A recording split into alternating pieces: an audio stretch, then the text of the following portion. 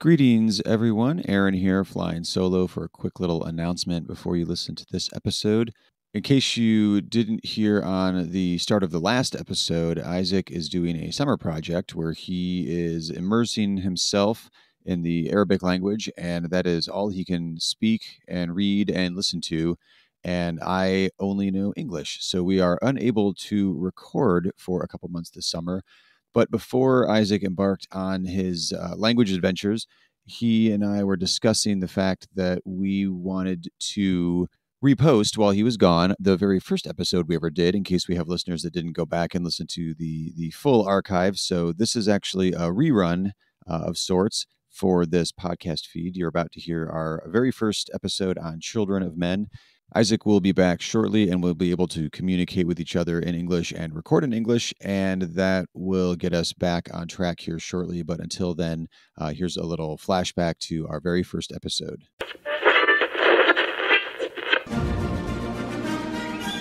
Welcome on, welcome all to the Politics of Cinema, the show where, you guessed it, cinema and politics go hand in hand.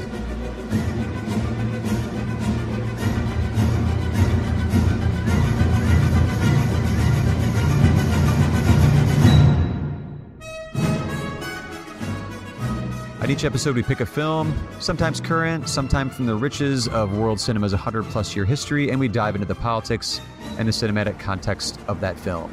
I'm Aaron Spears. And I'm Isaac Miller. And on this episode, we are discussing Alfonso Cuarón's 2006 British-American co-production, Children of Men. So, Isaac, when did you first hear about the film Children of Men? Were you a Cuarón fan before this movie, or was this kind of your first foray into Cuarón world, or was it Harry Potter and the Prisoner of Azkaban, which is, I think, where most people first, widespread heard of his name? I mean, honestly, I think this is the first Cuarón movie I saw, and I'm pretty sure I actually saw it right around at the time, but I was not like a fan before. I hadn't seen any of his other stuff. And I remember it being, it must have been, like a year or so after it came out, or, pretty soon after it came out. And I was at a friend's house, and, we watched this movie, and I'm just sort of like blown away. Like, this is amazing, and you could tell it was political, and you could tell that there was a lot going on. And then we put on the extras, and there's a Zizek, and I'm like, okay. Oh, yes.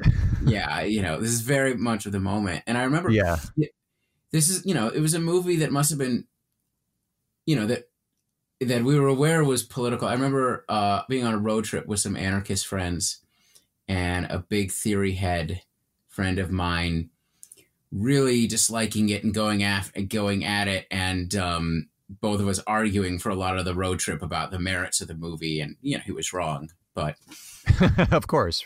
How about you? So I was working at a 2-screen art house theater when I was in college down in Dayton, Ohio, and Y Tu Mama Tambien made quite a splash on the festival circuit. And so when that finally made it into theaters, I was at this art house at the time, and we would do these press screenings before the movie opened so that the local critic could see it and review it, back when there was, daily newspapers and many major cities across the country. So I convinced the manager to let me come to the press screening of Y Tu Mama Tambien just because of the critical hype. So that was my introduction to Cuarón. I was not into the Harry Potter at the time, so I skipped Prisoner of Azkaban in theaters. And then when Children of Men came out, I was pretty hyped. Like, I read the P.D. James novel, Children of Men, that this is based on beforehand, saw it in the theater. And to be honest, the first time I saw it, I was kind of confused. Because of the age I was and the activist I was at the time, I feel like I really wanted to identify with the fishes and the activists in the movie, because I was like, oh, I'm an activist. These are activists. And I remember feeling upset that they were being labeled as terrorists in the context of the movie and all that. But no, I was blown away technically, because I was finishing up film school at the time. So it's on a technical level, it's just like, I've never seen anything like this before. I mean, it's funny that you bring that up, because my friend who I was arguing with about it, he didn't take that tack exactly. Really? But no, it was a little different. But in a certain sense, I think that's what he was reacting to. And I think this is a movie that goes at radical politics specifically in a much more sophisticated way. It does. It does. Yeah. Well, we'll get into that as we get into the movie itself. One other quick question. How many times, if you had to estimate, have you seen Children of Men before we get this conversation going? Oh, I don't know. I mean, there's been some big gaps. It's in my top 10 movies of all time. I mean, it's just, and it just, everything about it is, I feel like, I don't know if immaculate is the right word. It's just beautiful in every way. Yeah. But no, I don't know, maybe 5 or 6 times. I think I'm probably in there too. Yeah. Like I'd say, yeah, like I would have said like 6 to 8 probably. But it's one of those two that I've gone back to, and we'll get to it when we get to the scenes. But some of the long takes and the choreography to it, like I've watched the final sequence that's all one take. Outside of just watching the whole movie, I've just went back to watch that scene several times just to see the craft of it and how it's put together. So the whole movie as a whole, yeah, probably like 6 to 8 times, but different parts of it, a lot more than that, I would say. Yeah. Which is an odd way to watch movies. I hadn't really thought about that, but like there are certain movies that opening sequence in Baby Driver, like I've seen that a bunch, even if I haven't watched the whole movie. No, I think there's movies like that where there's just certain scenes that are so perfect or catch you in that particular way that you just have to watch it over and over again. Right. Right. Since a lot of the time I wasn't looking for the technicals of the politics of it, I needed to watch the whole. I mean, not the technicals of the cinema. Right.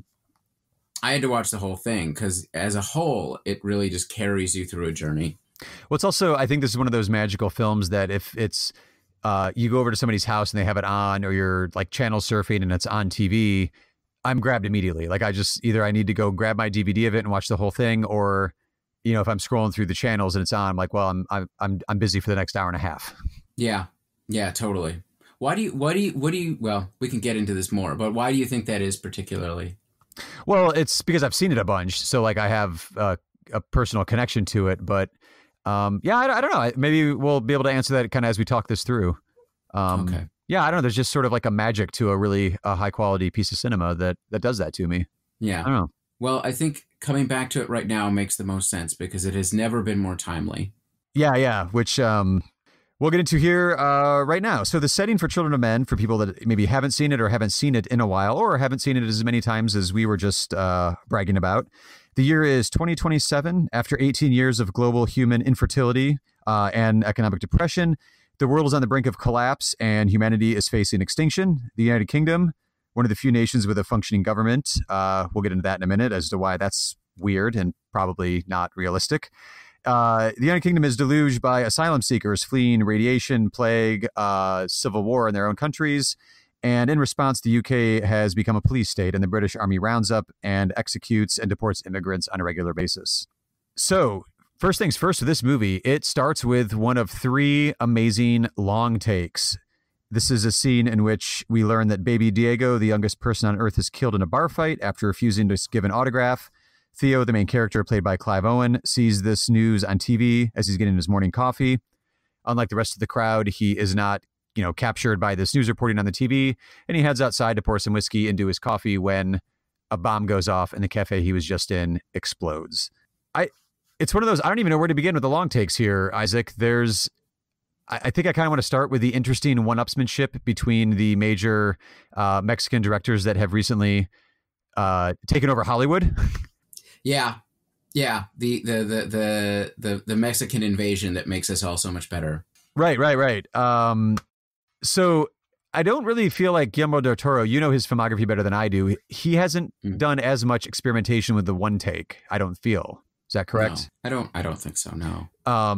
So you have Alejandro Iñárritu, who has done Revenant and Birdman, notorious. Birdman is all one take. Revenant has a lot of long takes there as well. I still give Cuarón like the trophy for the master of the long take between these two. But it's interesting that you've got Children of Men with these amazing set piece one takes, and then you have Alejandro González Iñárritu doing Birdman, which is all one take, and then you've got Roma as an answer to that. Then you've got Back to the Revenant, and I find it interesting that the long take has become this it feels competitive amongst these friends who happen to also be immensely talented filmmakers. Well, my meaner answer to that, the reason why Cuarón wins out is because there's a purpose behind all these things. He's not just doing long takes for long takes, and there's always sort of deeper emotional meaning and thematic meaning and power behind why he's doing it. It doesn't need to be longer. Right. Well, so that's the first thing I wanted to, there was a few different points I wanted to address with these long takes. And the first one I wanted to bring up was there is a tendency when you're as a viewer watching something and you see the long take, there's a moment in your head, at least in mine, I assume it probably happens in your head as well, where you realize it kicks in like, oh, wait, this is still the same take. Oh, this is an unbroken take. And then my mind sort of starts charting it as like, well, how long is it going to be before there's a take? So in doing a one take, there's almost a stunt nature to it that runs the risk of drawing the audience out of the immersive aspects of a one take, which is kind of unfortunate, but that's just sort of the nature of the medium.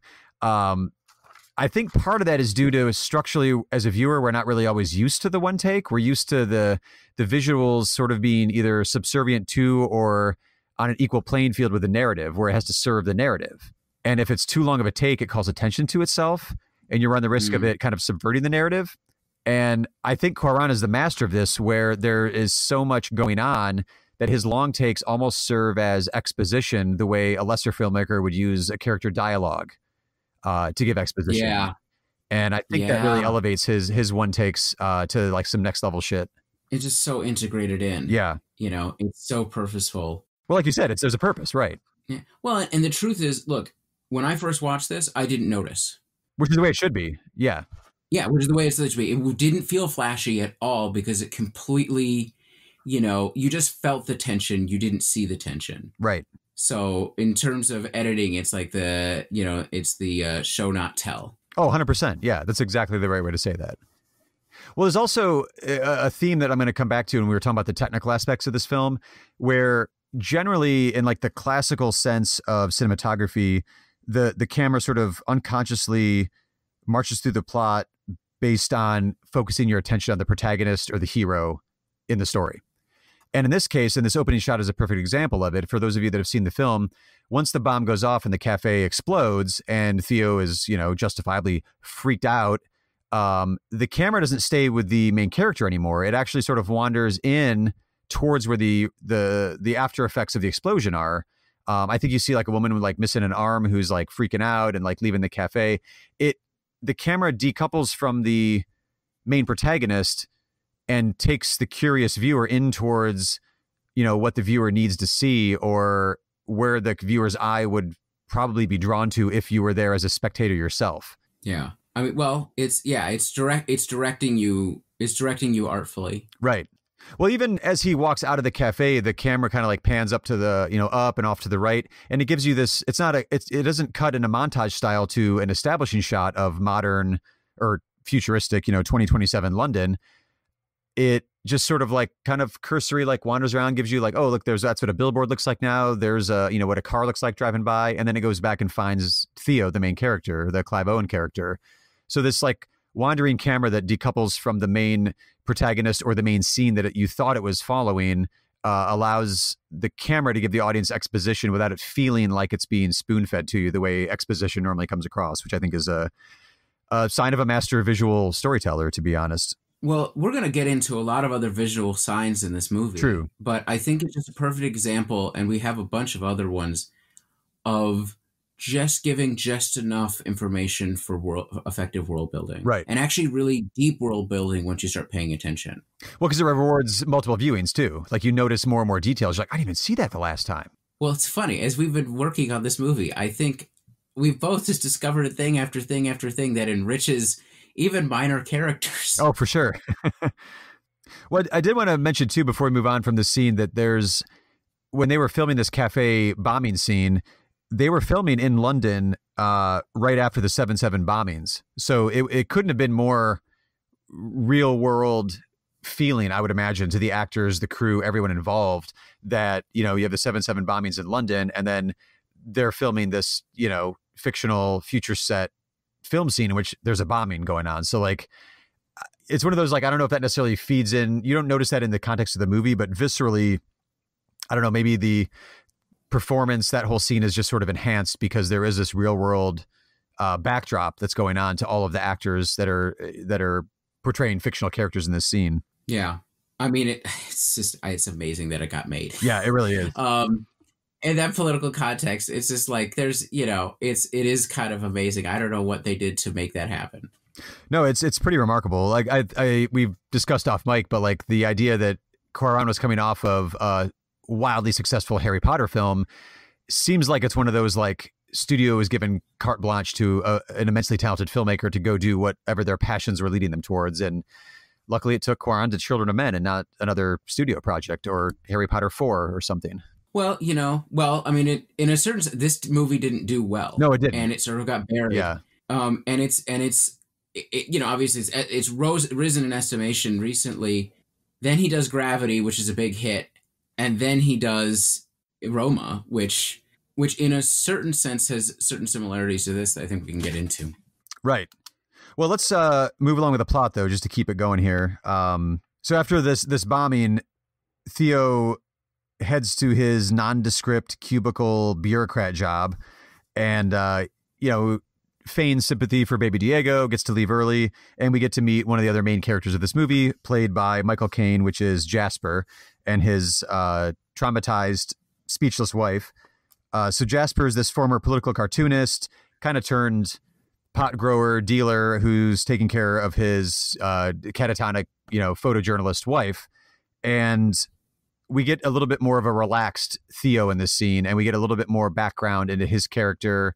Is this when we first meet the idea that he was previously married and had a kid? Yes. Yeah, this is where we first see that. And we start to get a sense of who this person is. Right. This is part of it is how he's reacting to this, to the bombing. I think there's a lot in this scene, and I think there's two key political points that we can take away from it. But I think, the one thing, I think this might be an opportunity to just talk about why this movie is so relevant right now. Because, when he's traveling through, we start to see this. We start to see people in cages, and we start to see burned pastures. Oh, right. We're starting to get a better sense of how the society is in chaos. And so I guess I wanted to, take a moment to talk about, the politics of this film. So this is a movie set in, in which this movie has been considered or increasingly considered, and you can find a lot of pieces talking about this, much more timely because of the rise of hyper-nationalism, anti-immigrant sentiment globally, all over the global north and south, and sort of almost what you call concentration camp capitalism from the United States to India. And so this movie seems like it fits really well with our particular moment. It's interesting. Cuarón has mentioned when people have brought this up, like, it was all true then. Right. This is all relevant then. And I think, he's completely right. And I think there's a certain forgetting that we have that, the National Front in France nearly won elections in the mid-2000s, that this has been pushing up for a long time, that both in Britain, both the Labour Party, the Blairite Labour Party, and the Conservatives have been hammering away at immigration for quite some time. And that in the United States, for decades, literally, of basically this major, massive demographic transformation that the United States has had with immigration from Latin America and specifically from Mexico and to a certain degree from Asia, basically since the 80s or the 70s. This has been a major line of contention in American politics. It's now just become so disruptive that it's not possible to contain it anymore. And that's basically, we can say what's changed. And I think maybe I would differ with Cuarón. It's like, yes, these politics have always been there, is refugee crises. Right. And basically, specifically, like the Syrian refugee crisis and the refugee crisis coming out of northern Africa, basically, to a certain degree in response to the destabilization from the NATO-Libya intervention in 2011, has meant, 1 million Syrian refugees trying to get into Europe. Turns out that Europe socially can't handle that. Where xenophobia was already rising, now it just spirals out of control. And then the United States, the rise of Trump means that these politics are really basically hyper-nationalistic and xenophobic politics are really destabilizing. I think what's interesting about this movie, though, still is that it's both very timely, and I think we're going to talk about this more, is also to a certain degree a time capsule of its moment. And it's also very specifically British. Oh, right? Yeah. So if you look at the refugee mix, in the camp later on in the film, in the streets, there are going to be people who are coded as Muslim. That means either from the Middle East or South Asia, or to a certain degree Africa. They're going to be Eastern European. And during the post-Brexit hate wave, I believe, I could have this wrong, the group that actually had the most hate crimes against them was actually Eastern Europeans, like Poles, and Romanians. And these are not accidental demographics, because this was the line of politics then too. But what's changed is that these politics are literally breaking British politics. We have Brexit. Britain is not a stable society at this point. So this is just increasingly more relevant. Well, and then the only uniqueness that the movie has in a fictional world over the actual real world situation that people are dealing with is the pandemic idea that comes up in the movie is almost like a precursor before the opening scene even happens. There's like a news broadcast over a black screen about the bombs that went off, like they talk about Theo and Julie and his wife, like they lost their kid in like a flu outbreak that, killed off, millions of people. So I guess luckily for the real world, we're not dealing with actual bombs dropping and flu pandemics taking out millions of people. We're only dealing with a refugee crisis at this point, which is still, plenty to deal with, obviously. Well, I mean, the movie, part of it, so to make clear, refugees are pouring into Britain because Britain is relatively stable compared to Europe and presumably the Middle East. It's implied with Baby Diego that apparently Latin America is well enough together to have a celebrity culture. That's a good point. I really hadn't. Yeah. It's going to be inescapable for him when you have a population that can't reproduce anymore. Obviously, the youngest person on Earth is going to be a celebrity. But yeah, that's still that they have enough room within their society to have a celebrity worship where he's, being solicited for an autograph, refuses it, and gets stabbed in the process and killed. Does say something about what's going on in South America in the context of this movie and this story. But I think actually we may not have bombs dropping here or necessarily in Britain, and we may not have pandemics yet, but what we have is global climate change. And so that sense of impending doom that is throughout the movie is there already. And we, I think we as a society globally are starting to feel that, the clock is basically out on this. And climate refugees, specifically from Central America, the Syrian civil war, the Central American refugees coming in at the U.S. border. A lot of these people are running from instability and political things, but also from droughts. Oh, starting to happen. The Syrian civil war has a lot to do with the specificities of Syrian politics, but underlying that political instability is a drought. And so what this movie, in a certain sense, is demonstrating the ways that societies crack under the pressure of changing environmental conditions. So that makes it all the more relevant, really. Yeah, and it's one of those, unfortunately, it's only going to grow more relevant as, metaphorical gas is poured on the flames that are already engulfing large sections of the planet. Right. So I think wanted to introduce another scene and introduce this second big sort of political point in the film. So the next morning, Theo, who it's now clear after going to Jasper's house as a former activist, and we can get into that, is kidnapped by the Fishes, a militant immigrant rights group. They are led by Theo's estranged wife, Julian, who is Julianne Moore, for whom he's been separated since the death of their son in the 2008 flu pandemic. So things were falling apart before 2009 when they stopped being able to have children. Julian offers Theo money to acquire transit papers for a young refugee named Key for reasons that are not revealed yet. Well, this gets complicated then, right? It does. So there's another political point more than just the timeliness that makes this movie a time capsule and also sort of special. And this is something that's sort of driven me a little crazy looking at a lot of film critics. I remember there was a podcast at some established site. It wasn't Collider. It was one of those where they're trying to talk about this movie. This is like a couple of years ago. And they could not understand the politics of it. And I think the reason is that this is a movie about activists. And they come out of an activist scene that, like, I know to a certain degree, and I think you know to a certain degree, it's very clear from Jasper. So Jasper has a collage of pictures right up. And these are people who come out of the Iraq War anti-war movement. And that, like we were saying, even like that turn of the century WTO kind of pushback against globalization that happened kind of like late 90s, early 2000s.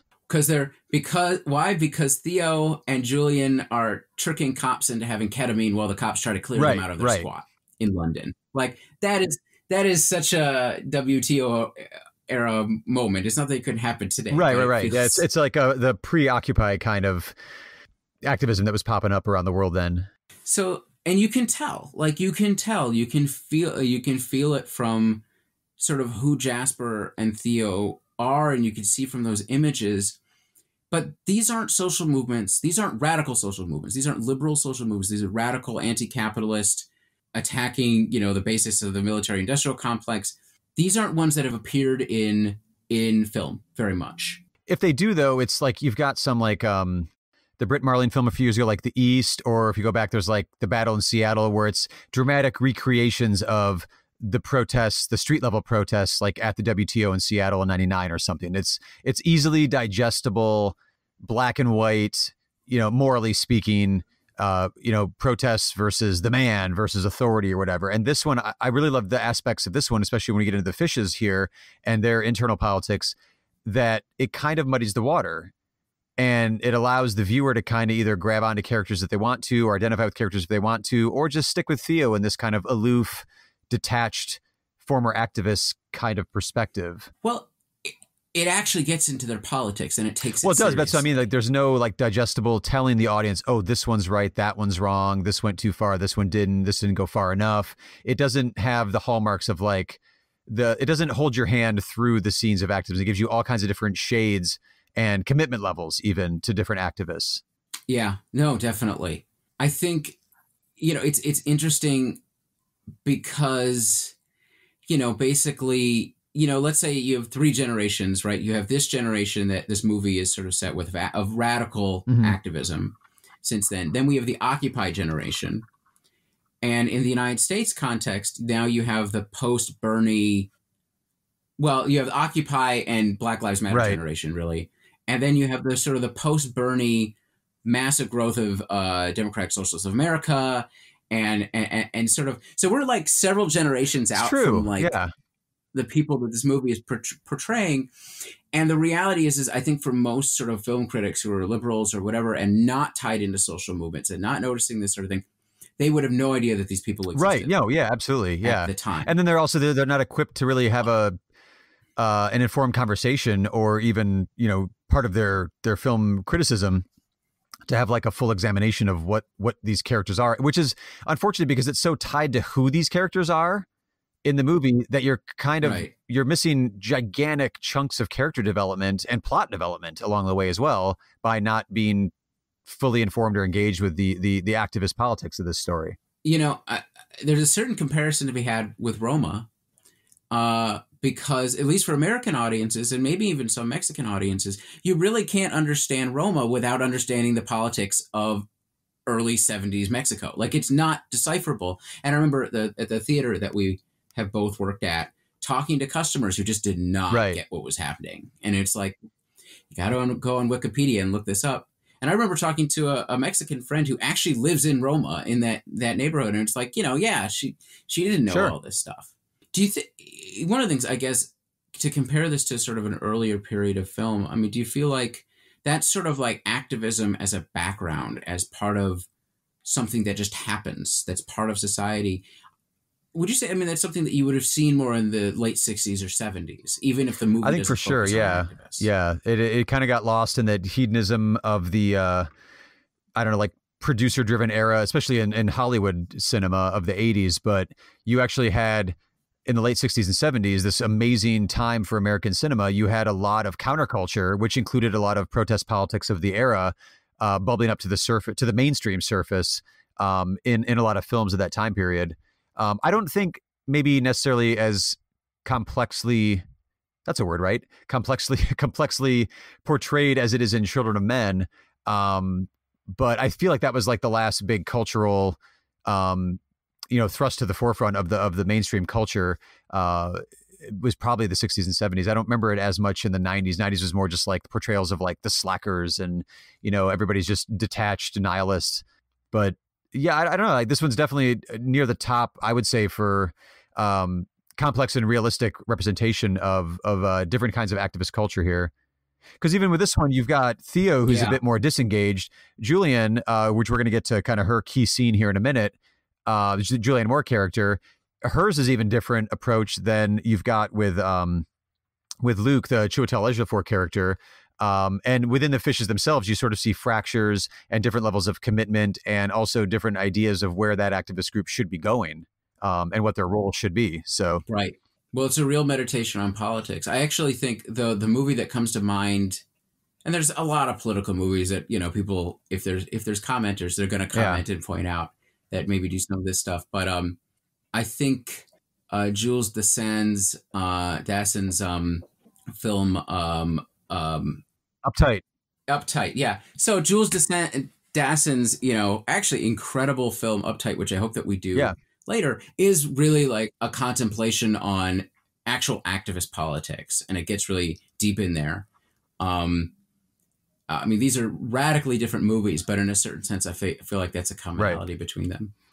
Well, just to move on here with the plot, after we have been introduced to the fishes and the request has been in for transit papers, Theo, we find out, has a connection with his cousin Nigel, played by Danny Houston, who's a government minister who runs a state-sponsored collection of salvaged art, which lends itself to a little bit of comedy when you see the statue of David with like, a robotic leg because part of the statue is missing and things like that. But the only kind of real, I want to say like political, but also cinematic point in this scene that I really hadn't noticed till we were sitting down and like kind of really digging deep into this film with like one more watch before we started, taking our notes and recording the show, was the use of the visuals. And as I've already mentioned previously, like kind of like the floating camera as expositional narrator, it's just kind of like the wandering camera. It'll detach from the main character here and there. Well, now we've got a very controlled situation where visually it's calmer. This entire sequence is kind of just a traditional shot, reverse shot kind of visual structure to it. And the camera doesn't really wander the way it has previously in other scenes. So it creates this really interesting sort of visual calmness when you get around like all this opulence and wealth. There's like, as he drives in to meet his cousin, there's like, I want to say there's like giraffes just out walking amongst, people that are sitting in the park watching a play or a juggler. And just like, it couldn't be more, one percenters just sitting around and enjoying all of the, like the luxury and the wealth, completely oblivious to what, the horrors that are going on right outside the gate, of the society that they are now living in, which Nigel, in a very, I don't know, like kind of iconic scene now, when Theo asks him, like, the world's on fire. And he's like, I just don't think about it. And he, pops a pill and goes about his day.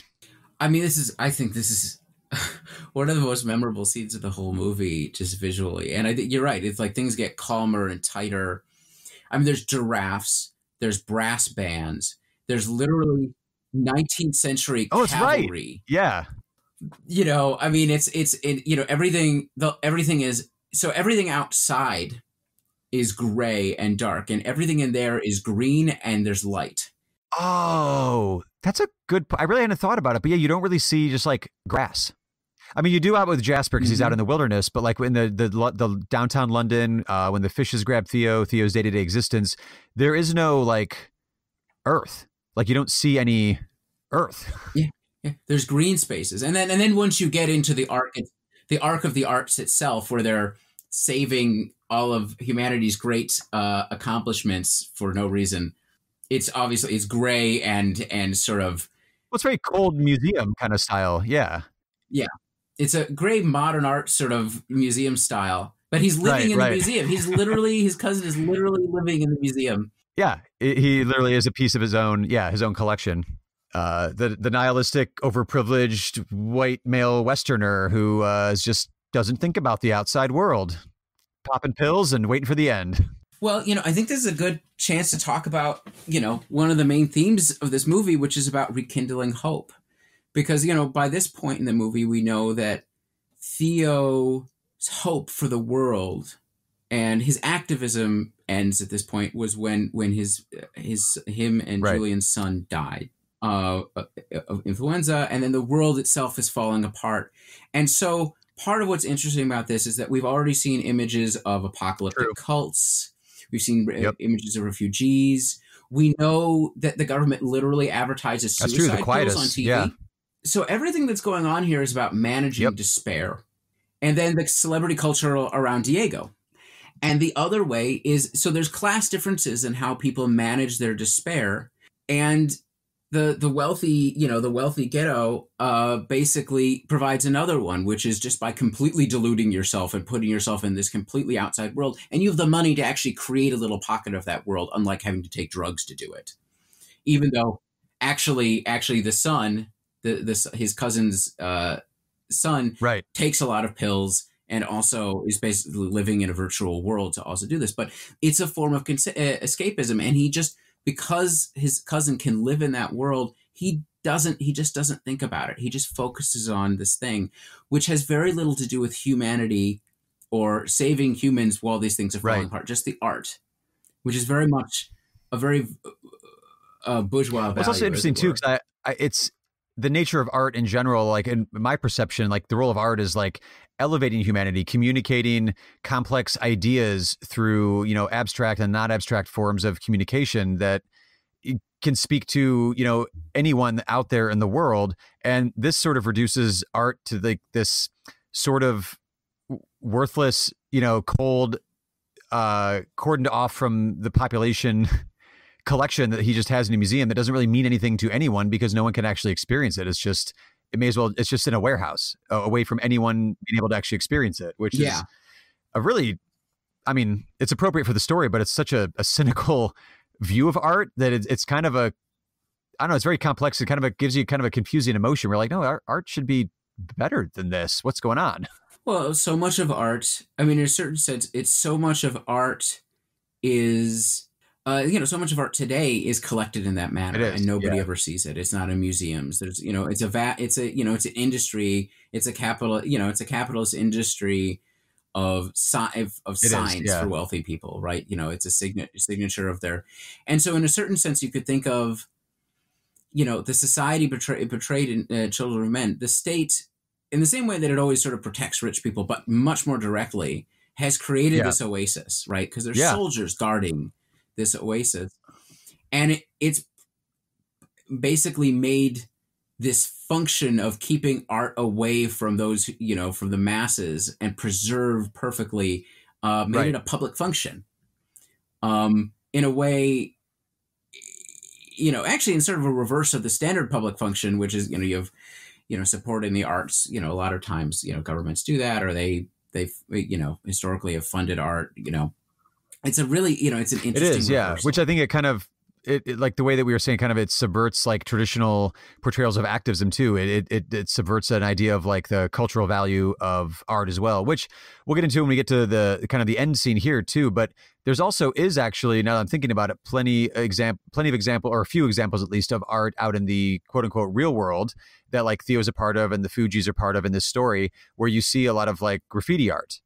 That communicates a lot of interesting stuff, which we'll get to, I think, here in a minute when we get to the refugee camps. But so like there is representation of different kind of stratified levels of art. Like you don't have like, the bougie traditional Western masters of art, like, Michelangelo, like the Statue of David I talked about a moment ago, is here in Nigel's Arc of the Arts. But then out on the street, you have actual, functional art that is communicating something to the masses as well, that everybody can experience because it's not cordoned off. It's out there on the streets, literally. So it's another way that in some ways sort of in the film class determines how people imbibe things. So Theo he gets the papers. Not right then, but Nigel does eventually get him the papers. He agrees to escort Key in exchange for a large sum of money. So we meet a little bit more in depth Luke, played by Chiwetel Ejiofor. He is a Fish's member. So he is driving Theo, Key, and former midwife Miriam, played by Pam Ferris, towards Canterbury. And this is another one of those long takes when they are ambushed by an armed gang. Julian is assassinated. When the group gets stopped by the police, Luke kills officers before they head off to the Fish's safe house. So that whole scene I just described is essentially one long take.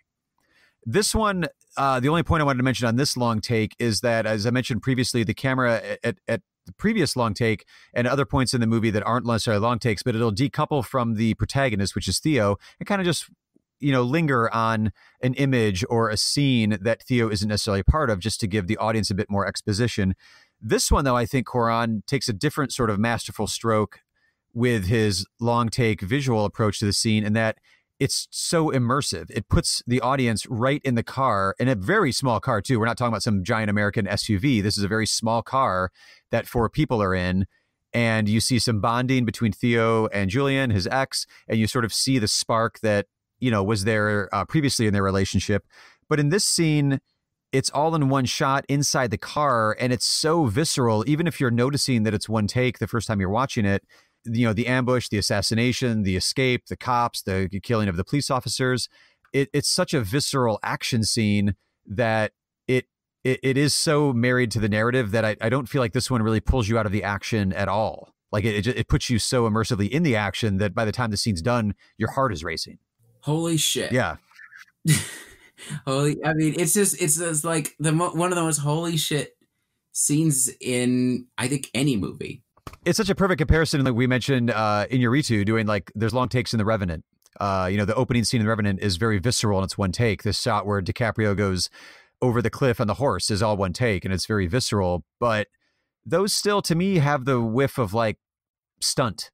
Because they are. I'm just being. I mean, it's still, yeah. I'm not deriding him as a filmmaker. I think Cuarón's like on some next level shit, and Inarritu is like great, but not quite like that next level shit like Cuarón's at right now. I mean, it's I don't really have much to add to.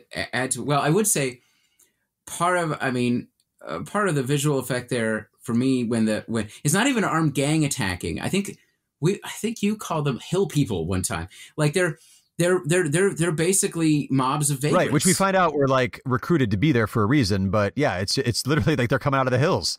And so part of it is it's another actually really useful bit of world building that you don't have to explain, you can figure out perfectly. Just from that, it's like, aha, of course there would be. No, you're right. It's also because it's done such good world building up to this point, it makes perfect sense that there would just be people out in the wilderness that when they see someone come through in a car, like, oh, let's rob them, maybe we can get some supplies. I mean, it turns out, well, we'll go right to the next scene then. In the very next scene, Key reveals to Theo that she's pregnant and that Julian had intended to get Key to the Human Project, which is a supposed scientific group dedicated to curing infertility that operate off of laboratory boats, out on the oceans.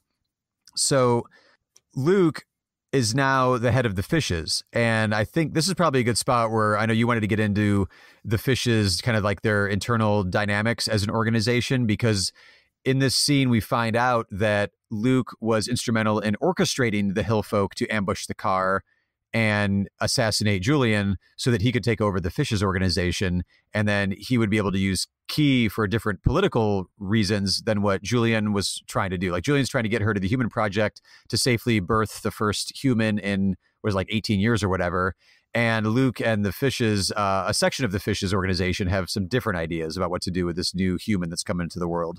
I mean, so yeah, I definitely want to, I mean, this is sort of the moment to sort of get into what the Fishes are and what they represent and all the stuff we were talking about activism earlier. I think, part of this is a movie. So I was saying, there's despair, right? There's dealing with, how do you deal with despair? Luke does it, not Luke. Theo does it through drinking and through numbing himself and avoiding human contact in a way, really, outside of Jasper. And we sort of talked about other ways that people do it. But the movie is about him rekindling hope. It's about radical hope. It's about rediscovering the potential for humanity. And this, and the symbolism there of the pregnancy is like, a little on the nose. And I think what the Fishes represent, in a certain sense, is also to a certain degree the dangers that come with radical hope and radical purpose.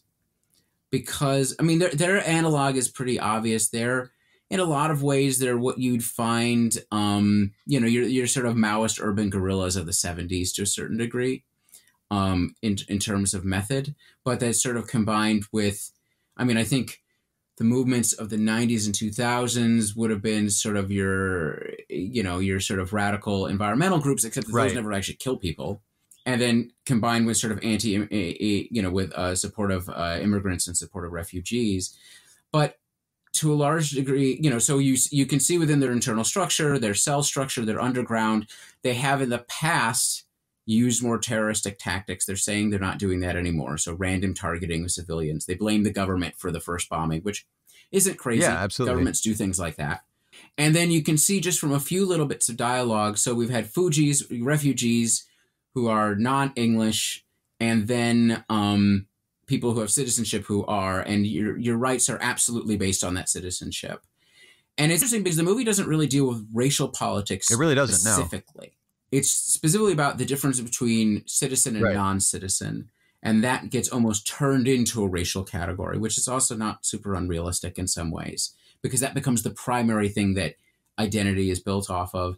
And that basically it's implied that the bulk of the fishes, just through some of the dialogue, are Fujis of some kind, or some sort of immigrant status that's been officialized, which they don't. Yeah, they really don't. That's a good point.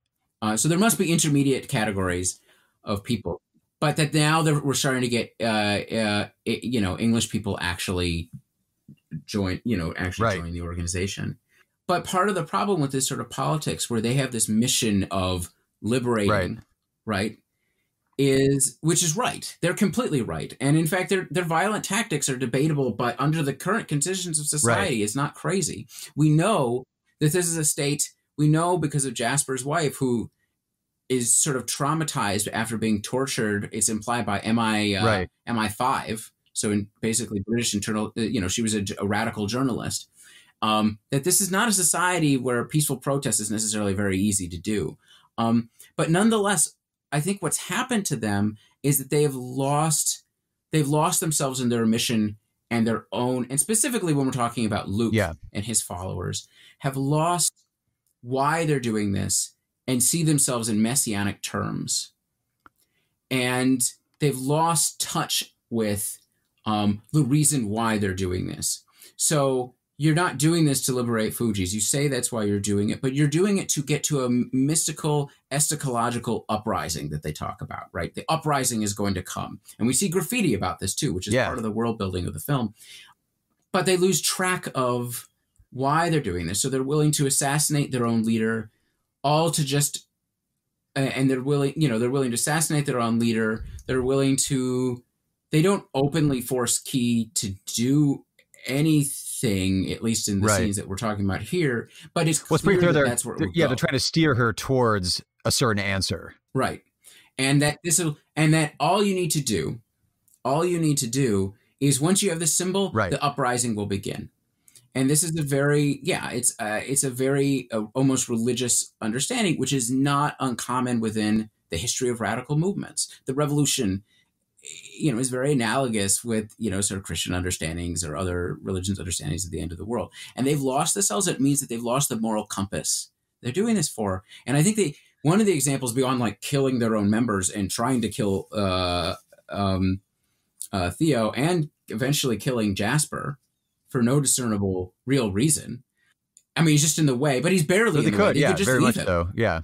But they kill him out of frustration, but is during which the scene that we haven't gotten to yet, but this movie's been out for 13 years. So, is when they're fighting in the British army in the refugee camp during the uprising, right? During this moment that they've been looking for, they fight in such a way. And it's very noticeable that they don't care if refugees die. Yeah.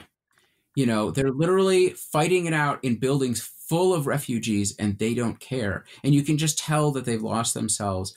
And it's because their own personal mission is more important. They've lost touch with human hope. So they've lost touch with sort of a human form of hope based off of actual human beings and actual lives and actual human empathy. And they've lost that empathy based off of hope for some sort of redemption at the end. And they've become, I think, as opposed to, Hal Draper, who's a socialist thinker, very active really from the 40s to the 60s, has a distinction between socialism from above and socialism from below. And I think they become a movement that's a socialism from above, and that they will decide what people and what the masses are going to do. Supposedly they do this for the masses, but they act for the masses instead of being part of them. So it's a really interesting conversation about this in comparison to Julian, who still, I think, has belief in humanity. Right. Right. Well, that was the struggle the fishes were going through, which isn't, again, it's not overt in the narrative of the film, but it's there if you're paying attention to the details. She clearly wanted to get Key to the human project. And that apparently within the organization, that was the dividing line, narratively speaking, in the structure where Luke and an offshoot of the, the fishes were like, no, like you said, from the top down, like we need to be ushering in this child for our movement and to lead from the top down then, because that will give them the upper hand amongst all society when the fishes are in control of the first new human to be born on the planet in, 18 years or whatever. So apparently the dividing line was Julian was not, she wanted to get Key to proper medical care and the human project out of, altruistic feelings of this woman needs to be taken care of and the new life that she's carrying versus used as a political tool. Well, and the human project is hope for humanity and hope for... symbol for the movie. But it's also mysterious hope. It's a shot in the dark because nobody right, and there's no concrete evidence. It's It's almost played off as like this urban legend that like, yeah, maybe it exists, maybe it doesn't. We don't know.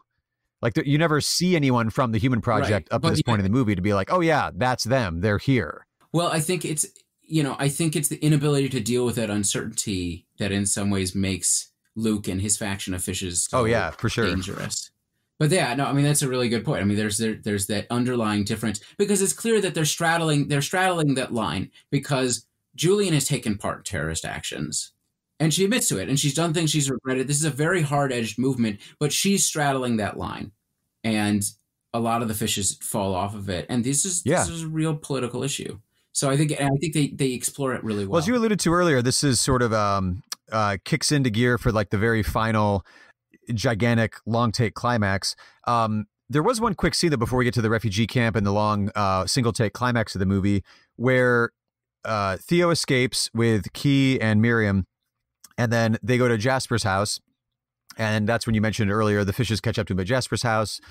Jasper gives the quietest drug to his wife, so she passes away peacefully. Jasper is straight up executed by Luke right out in front of his house. Theo sees that. He's obviously very shook. He heads to the car. So it's Theo, Miriam, and Key, and they head off to meet up with Sid, the fascist pig, who Jasper has been dealing pot to. And there's this oddly like bittersweet but kind of beautiful scene that takes place in an empty elementary school where they meet Sid. And Miriam kind of has this interesting kind of waxing philosophic about the nature of not hearing children's voices anymore on the world and psychologically what that does to a society when the idea of like not only what children symbolize, but like their actual role in society of being a physical manifestation of there is life beyond your lifetime. And it changes people's perspective on their day-to-day existence. If there's no more children around, it's almost like this day-to-day reminder of like, yeah, there's no more humanity. I mean, babies are empathy machines because they force us to be empathetic to keep them alive, and we have to keep them alive because they can be a real pain in the ass, but they're also I think, as you said before, like they're empathy machines, but they're also monsters. Right, they're kind of monsters occasionally, but they're so cute while they're doing it, we just sort of ignore it. But, I feel like both symbolically and also like in reality, they represent our future in a way. And without that future, we lose so much of what it means to be human. Which was just like it's a great kind of, it's a great transition scene away from, seeing a major character like Jasper executed, like kind of like you said, for no real good reason other than he's in the way and they're pissed, the fishes at this point. But also right before we get to the climactic scene, which is the refugee camp, the single take going through the camp, the horrors of the camp, but also the birth of the first child on the planet in like 18 years. So it kind of sets the stage as a reminder for the importance of children before it, goes into the scene where we see the child being born as well. So heading to the camp, this final scene here, this I think might be a good time to mention. We mentioned briefly already the graffiti that pops up throughout this film, and you had pointed out on the way into this final long take going into this refugee camp.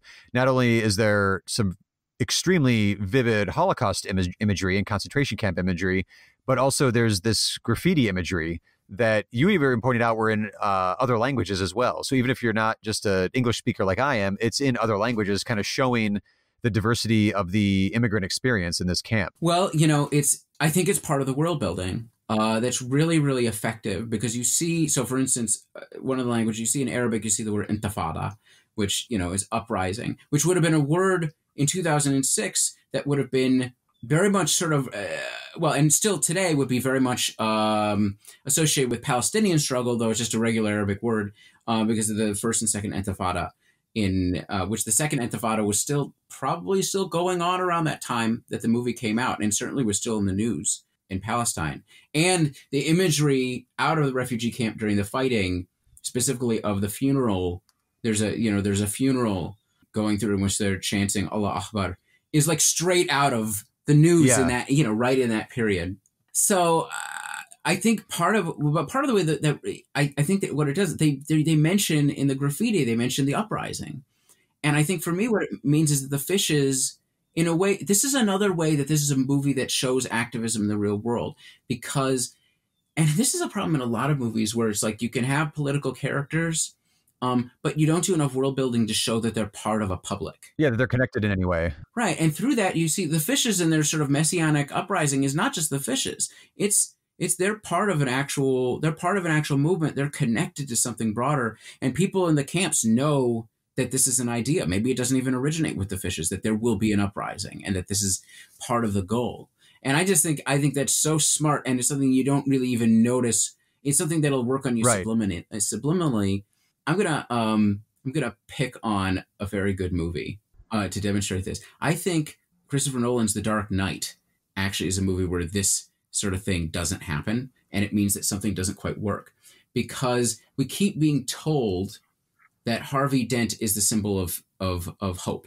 It's never demonstrated in the film, and then when people reject the Joker's choice, they kind of do it on their own. It's never represented that Batman or Harvey Dent inspired it at all. Now, the movie is telling us that is saying that that's what's happened, but it's never shown. This is where it's Children of Men, everything is shown. Right. It's not told to you. You don't need to be told. Because again, like I knew there was graffiti there, but when you were saying how it's even different languages and you're giving me some bigger context to it, I was like, oh shit, yeah, that's there. That's definitely there. Which again, like that, it's good that it's there, even if it's not consciously working on everybody.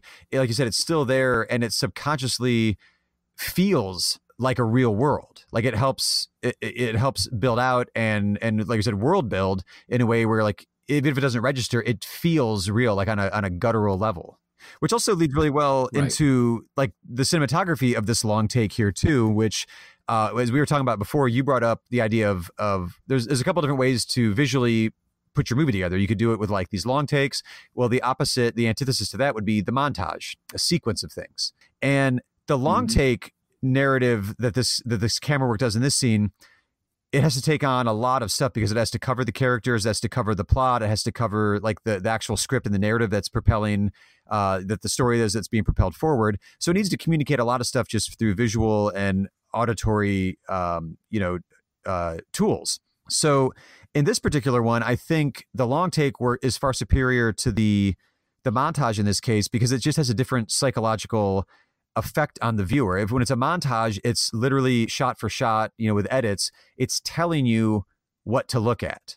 So it's directing the viewer to be like, this is important, this is important, this is important, and this all adds up to this. And that's a perfectly effective way to tell a movie. I'm not saying there's anything wrong with montage, but in this particular case, the long take, as Cuarón has done throughout most of this film, like there's the three main huge long takes, but there's also several smaller sequences that are, 1 minute long take, 2 minute long takes, but there's these three kind of set piece long takes he does. It frees the viewer up, and it allows the viewer to feel like, or actually have a choice in what they're taking in the scene. And like we've said, I was revisiting this film time after time after time. We keep noticing more and more stuff because it's so jam-packed full of stuff, and you're free to look around in these long takes to take in different things. Like you took in graffiti in this scene the way I didn't one of the times I watched it. And instead of directing you to like, hey, look at this graffiti with a montage, insert close-up of the graffiti, it's just there. It's there for you to see or to not see. And so it kind of frees the viewer up in a more interesting way. And I think it helps engage the viewer rather than being told, here's what you should be seeing, here's what you should be feeling, here's what you should be interpreting in this scene. Yeah, no, definitely. I think, I was just thinking about, there's also, I guess you'd say, handheld shots where during the fighting, where they're running for it. There's blood on the lens at one point. And I feel like, that's image and of urban warfare, right? Specifically, and bombed out spaces. And, I feel like this is, another sort of visual cues that tie it very much into its particular moment. Because this is, I think, I might be stretching, but I don't think so. These are things that I think you're thinking about the Iraq War. And I think you're thinking about the Second Intifada. You're thinking about the War on Terror, which isn't something we've mentioned, but it's something that looms very heavily in this in this film too. Yeah. In the background. But the handheld makes you feel like a war reporter in a certain sense. Or, no, so I was just thinking because like Jasper's wife, who's we never get to hear because she's catatonic in this movie at this point in her life. She was a photojournalist, and it has that feel of you're with someone that has a bulletproof vest on, a helmet, and press on their vest, covering this scene, and like that's how you feel as an audience member going through all these, because a lot of times you're right over Theo's shoulder too, as he's kind of taking you in and out of buildings. Again, amidst this whole crazy war scenario, there's also a birth scene, which is harrowing in its own right. And I think you mentioned previously that like, it has almost a nativity vibe. Oh, that's just it. This is so, there's the entire idea, right? The entire idea that the hope for humanity comes through a child. They even make a nativity joke because Key makes a joke about how it was a virgin birth, and then she's like, no, and then she's like, no, it wasn't, like not at all. There's religious imagery throughout the entire film. Well, the last thing we wanted to mention, I think, in this whole last war scene, this is like the first time there's planes coming in, they're dropping bombs. It's the first time you really see like the military might of the state of the UK at this point, but you never see the way you do it like V for Vendetta or some other dystopian future movies. There's no leader to the state in this movie. There's no leader that's there to like counteract the representation of like the fishes as like the urban guerrillas that are, attacking the state. There's no leader to take down. It's just this amorphous, I think you'd call it like kind of like a technocratic militaristic state that is processing and caging and executing refugees in this, Holocaust scenario that we're in at this point. And it's super nationalistic, but yeah. So, I was thinking about, this is another thing that ties it into the particular moment it's in. And it's interesting to compare it to V for Vendetta, especially the comic, because this is not a fascist state. It's not, fascist states are built off of massive bureaucracies and technocratic structures and everything, but also the representation of the leader. Right. The charismatic leader and the party, so a fascist party that doesn't seem to exist here. This is a very much a neoliberal sort of managing the population. Right. We're giving you suicide pills. The nationalism is a powerful tool of control and to create demarcation. But neoliberal governance, you can see this in the Bush administration, you can see it in Britain or whatever, never has a problem with xenophobia, but it's not that sort of direct fascist form with a cult of personality. And it is very much about managing populations. And today, if we were to make this movie, it would be fascist. It would be much more directly fascist. This is something, once again, that speaks to its moment, right? That anti-globalization moment. Sure, people in the streets would say, there's these, it's fashion, but it wasn't, right? It was very much in this image of global capitalism and good governance and, everything is going to be all right. And this is a society where they're trying to maintain that with a stiff upper lip, but in fact, it's ridiculous. The reason V for Vendetta is different is because the comic was written in the 80s at the height of the National Front and the Thatcher years, where Thatcher, of course, is, this is where it gets a little complicated. Thatcher, of course, is like a paragon of that neoliberal governance, but also reinforces the nascent fascist movements that have been strengthened in the 60s and in the 70s and 80s in Britain. So the imagination of what this future is going to look like at that point is one that is directly fascist. The fascists will take over. This is one that's sort of based off of what would the Tories or even Blair's New Labour would look like in this scenario a few years down the line. And then today, again, it would have probably looked fascistic. And I think that's actually a fascinating part of the time capsule in a way. It is, because it's a really not expected way to portray the, well, because it's also, it's demonstrating throughout this movie, like the power of the state. Because like you said, why is Britain like stiff upper lip chap? You know, Britain prevails. Like, but why? Like, how? I mean, well, so this is, all right, I have a, you know, I think that's the other thing that this sort of hyper-nationalist moment has proven is this sort of scenario in this movie, this sort of weird scenario in this movie and V for Vendetta, in which everything else collapses but Britain, because of the cohesion of its nationalism and because of the strength of sort of its stiff upper lip nationalism that sort of was formed in, I don't know, after World War II or whatever, we'll just keep it together, right? Right. That's bullshit. They would totally fall apart. Yeah. I mean, that's the thing is, you know, like you could look at, you know, like just the merest push of something like Brexit, and like British politics does not function at all. And I think it's kind of funny because, like, yeah, no, they would, you know, in an actual scenario like this, they would totally be a mess. Wait, yeah, no, hold on a second. Wow, no, that's perfect. I mean, it's a real world scenario. We're comparing to a fictional scenario from a dystopian future novel, but you're right. Like the example that's happening in the real world right now is proving you're not going to make it. Yeah, no, you're not going to make it. There's no way. But yeah, both those, it's like, keep calm and carry on. Yeah, exactly. Like, keep calm and carry on. We're going to be fine. It's like, no, you're not. China's going to make it. They have the population to back up pandemics, war, blah, blah, blah. Like, you know, England, no, you're not. You're not going to make it. Yeah. It's cute that you made it through in this story, but you're not actually making it through in the real world. Yeah. And, you know, it's just and it's part of it is a matter of, like we were saying with the sort of the climate change example, it's a matter of political stability under pressure. Right. And how the internal contradictions of that society come out under that pressure. And it's like, But yeah, I think once again, I think it's interesting that this is a very much sort of a nationalistic neoliberal governance versus a fascist one. Right. And they're related, but they're not exactly the same. Well, also, I mean, to be a little bit more, I guess, not fair, roughly, within this movie, there's a point where Theo and Julian are talking and they mentioned that New York City was nuked. So the United States is obviously dealing with at least one city, probably more, that were nuked. Like, that's going to be pretty crippling as far as trying to hold together society. Britain, in this particular story, maybe just by sheer luck, didn't get hit by the flu pandemic the way other countries have, and they haven't been nuked at all. So yeah, it might just be by sheer luck or size, like that they haven't experienced warfare or, you know, basically a plague level epidemic. So they are maybe just by luck able to, you know, stiff upper lip and soldier on. But either way, it's still, like we said, kind of comical. I mean, literally being an island can help. So it is. Yeah, no, absolutely. So. All right, so to wrap up, Theo and Key and the baby, they make it out of the refugee camp. They end up getting to a small boat. And as British fighters head in and they bomb Bexhill, which is where the refugee camp is, they see this bombing from a distance.